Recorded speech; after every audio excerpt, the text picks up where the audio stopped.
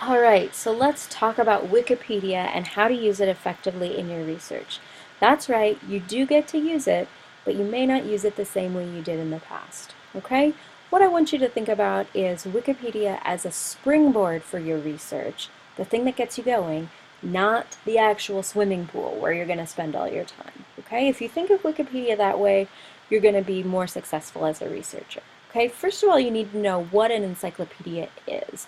An encyclopedia, according to Wikipedia, is a type of reference work, a compendium holding a summary of information from either all branches of knowledge or a particular branch of knowledge. Okay, the key here is that an encyclopedia is a summary, okay? Summary of other people's knowledge, all right?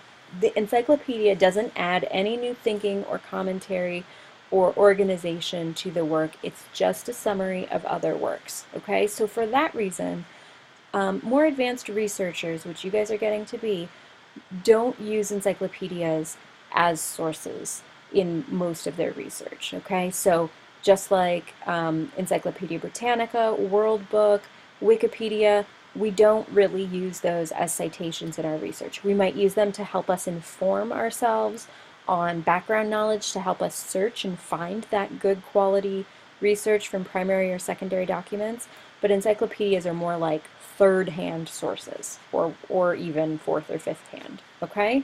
So that's why we're not going to use Wikipedia as a source in our papers, okay? But you can use Wikipedia for a couple of other things. One thing I like to use it for is background knowledge. Sometimes I feel stupid when I start researching because I'm like, okay, I know I need to start researching, but I don't even know how to start. So I read the background and I look for search terms. For example, let's say I was wanting to find out a little bit more about the Sand Creek Massacre. I might read this beginning part, and that might help me understand it a little bit better, and it might help me find some more specific search terms. Like I might want to, in a database search Sand Creek and Cheyenne, just to find a little, if I wanted more specific information about that. Okay, so background knowledge and possible search terms is my first thing I use Wikipedia for. Second is that I look for links that I can follow in Wikipedia, particularly at the bottom section in the references or external links part. Okay, so I scroll all the way to the bottom, and this is actually often what I do first when I go to Wikipedia if I feel like I kind of understand the topic.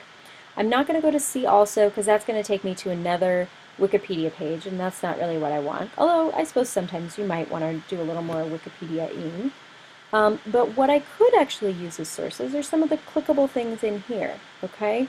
So if I found a link to, for example, this PBS The West site, I'm like, oh, I could use this, all right? And I know that PBS is an authoritative site, okay? So references or the footnotes there, those are things that people cited in the Wikipedia parts up higher. So these notes here take you down to tell you where the people who wrote Wikipedia got that information.